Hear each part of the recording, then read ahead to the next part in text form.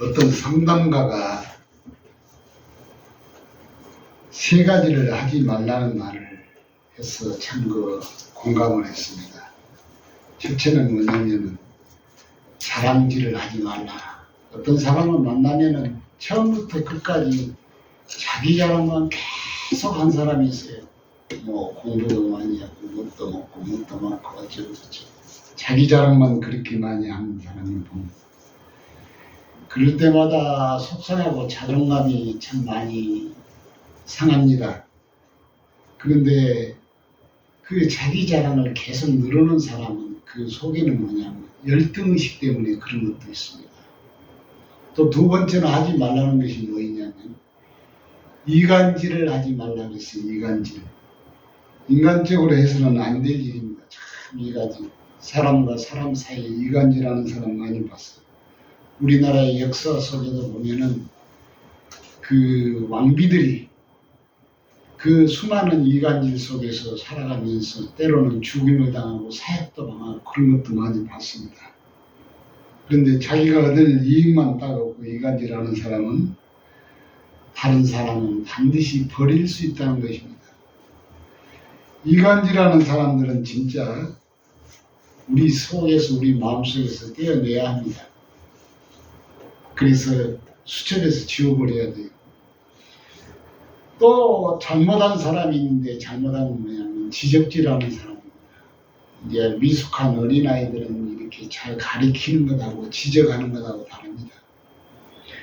나이가 이제 많이 먹어가지고 30, 40이 되면 많은 지식의 경지에 올라있고 자기 인격이 수양이 되어 있는데 그 많은 사람들 가운데서 늘 지적질하고 또 지적질하는 사람들이 있습니다. 만날 때마다 너는 뭐가 잘못됐고 너는 뭐가 형편없고 없고 하면서 자꾸 그 사람의 관계를 지적질하는 사람 봤어요. 이런 사람은 교우가 아니라 믿음의 사람이 아니라고 합니다. 오늘 여기 그 성경에 그 말씀입니다. 공의와 공평이 뭐냐 그 말입니다. 하나님의 의가 있고 하나님의 길이 있는데 사람들이 늘 말을 합니다. 그러면서 정당성이나 똑똑함을 드러내고자 하는데 지적질하는 사람은 그게 똑똑한 것이 아닙니다. 자기의 짧은 기준으로 세상을 재평가하지 말라.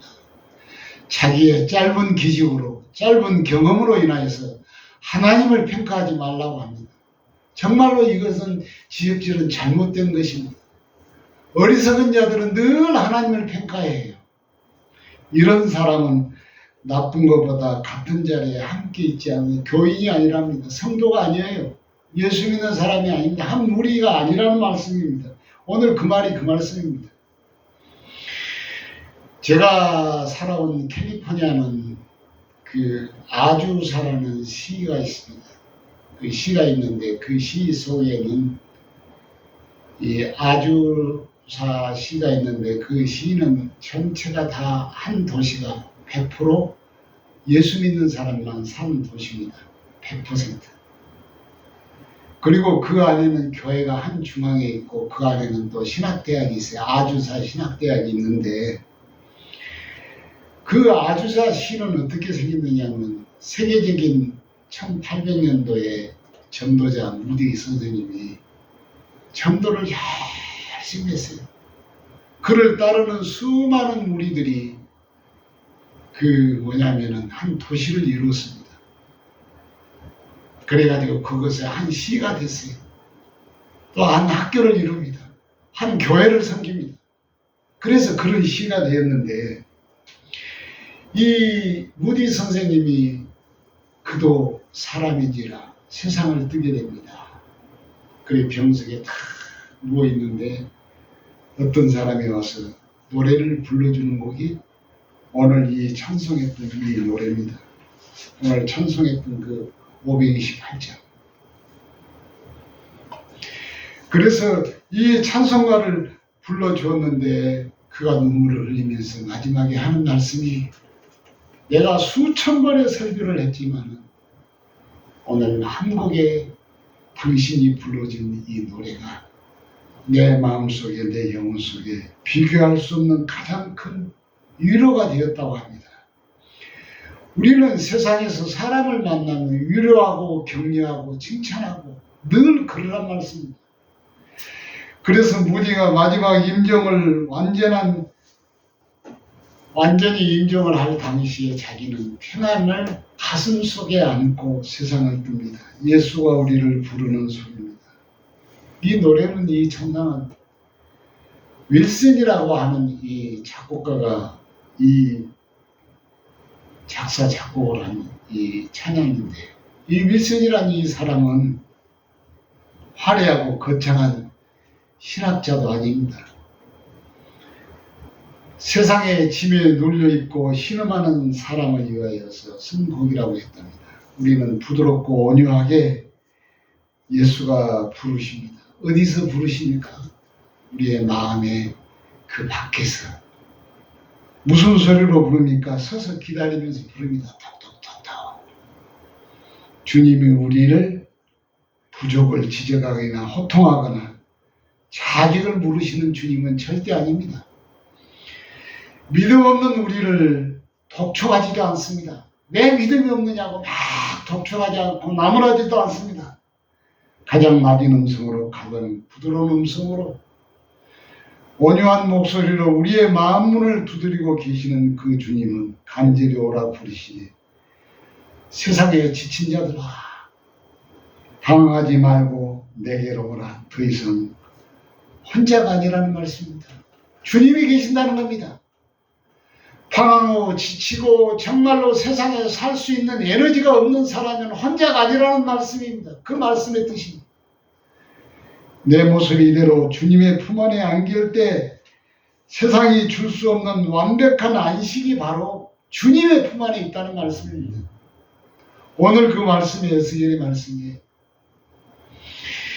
오늘 우리 이름을 부르시고 나의 이름을 부르시고 여러분의 이름을 각각 부르시면서 따뜻한 음성으로 무디를 부르셨다고 그랬습니다. 하나님은 늘 우리를 성경에 보면 반갑게 여기세요. 얼마나 반가우시니.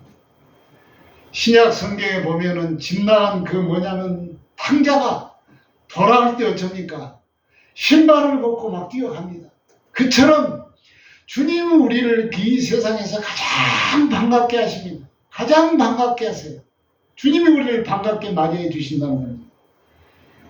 그 다음에 또한 주님은 우리를 맞이할 때 우리는 기뻐서 어깨에 메고 우리를 둥실둥실 춤을 추시는 그 모습을 연상합니다.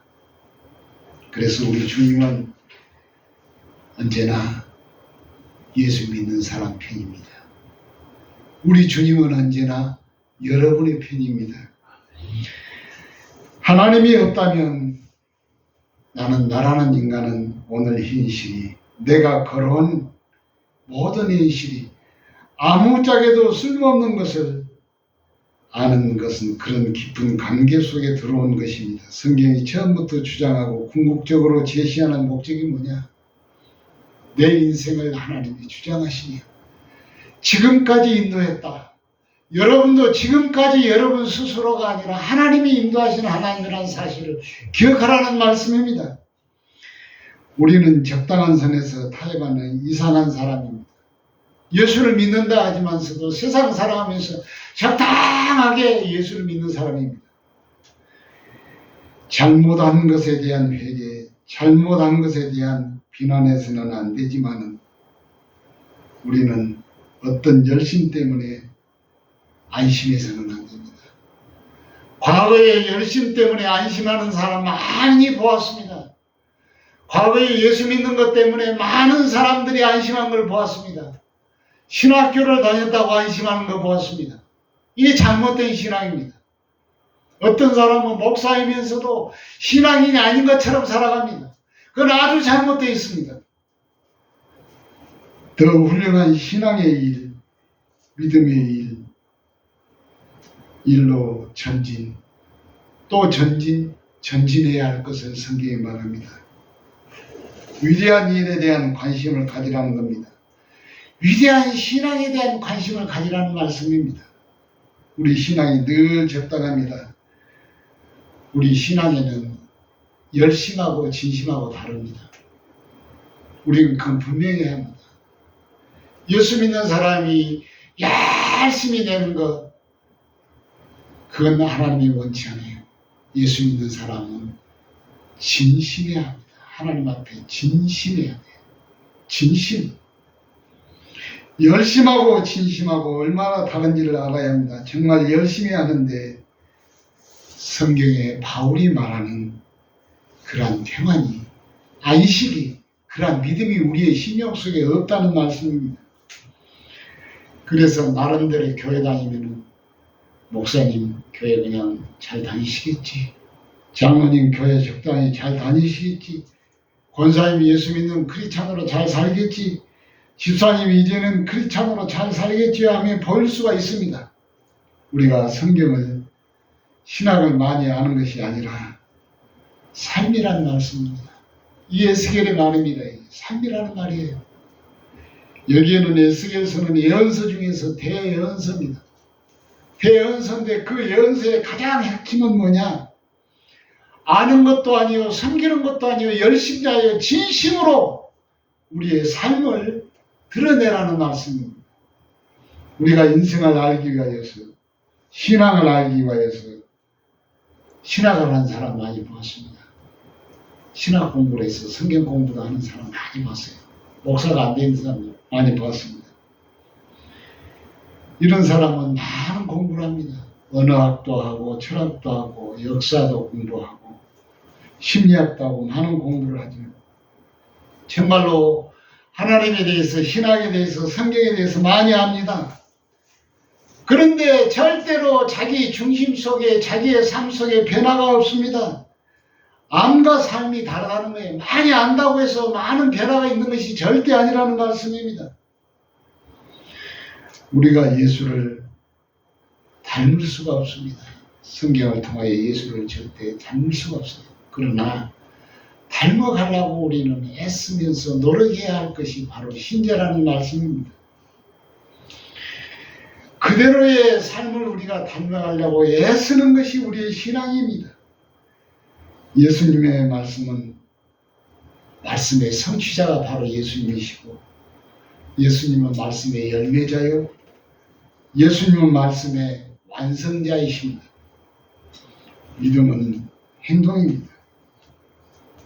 우리가 하나님께 와서 울고 하나님께 와서 간구하고 하는 것을 내가 하나님이 성실히 답한다, 응답한다는 말씀입니다. 성경에 그렇게 써놨어요. 전체 요지가. 울고 간구하는 것을 내가 하나님이 성실히 응답한다. 그러나 너는 더 그게 다가 아니다는 겁니다. 당장 현실의 해결이 다가 아니라는 말씀입니다. 우리는 그런 일로 인해서 깨우쳐야 될 일이 무엇인가, 깨달아야 될 일이 무엇인가. 여기 보니까 회개라는 말이 나오고 돌이키라는 말이 나와요. 깨닫고 돌아서서 하나님이 나를 순종하고 제대로 가야 하는 길을 가라는 말씀입니다. 가지 않으면 그 위기는, 그 경고는 다시 나의 현장 속으로, 내 인생의 현실 속에서 다시 그 위기가 올 것이라는 말씀이 바로 오늘의 중요한 이 말씀입니다. 회개하라, 깨달으라는 말씀이에요. 30절에 보니까 너희는 돌이켜 회개하고 모든 죄에서 떠날지어다. 여기서 죄라 하니까 도덕적인 죄가 아니에요. 신앙의 죄입니다. 하나님 앞에 우리는 어떻게 살아가야 할 것을 모르는 그 죄입니다. 하나님 자체를 우리는 알지 못하는 그러한 죄입니다. 그러한즉 그것이 너희에게 죄악의 걸림돌이 되지 아니하니라. 그러면서 마지막에 결론을 냅니다. 주 여호와의 말씀이니라. 죽을 자가 죽는 것도 내가 기뻐하지 아니하노니 너희는 스스로 돌이키고 살지니라. 진심이, 믿음이 결과를 바꾸지 않는 하나님의 약속같이 우리는 생각됐던 것입니다. 하나님의 약속은 모든 위기에서 구하는 것이 뿐만 아니라 그런 우리의 계획과 유혹적인 것과 시험과 유혹 속에서 하나님의 말씀의 뜻을 따르느냐, 하나님의 말씀의 뜻을 빨리해야 못하느냐? 그런 가르침과 우리에게 증거를 주셔요. 증거를 주시는 말씀이 이 구약의 말씀이에요. 신약의 말씀입니다. 나에 대한 목표, 우리에 대한 성화가 이 달라짐에 대해서 이 신구약 성경의 전체 내용의 요지입니다. 우리는 달라져야 합니다. 어떻게 달라져야 합니까? 하나님이 원하는 이 성화의 사람으로 달라져야 될 것을 말씀합니다. 그러면서 스스로 돌이키라. 누가 우리를 돌이킬 사가 없습니다. 어떤 언변가가 어떤 달변가가 어떤 가마를 주는 사람이 우리를 돌이킬 수가 없어요. 나의 스스로는 내가 돌이키는 겁니다. 여러분 스스로 돌이키는 겁니다. 그 말씀입니다. 오늘 스스로 돌이키라. 회개하라. 누가 회개를 시킬 자가 없습니다. 자기 스스로가 돌이키면서 우리는 스스로 돌이키면서 살아가는 여러분이 되시기를 주의 이름으로 축원합니다.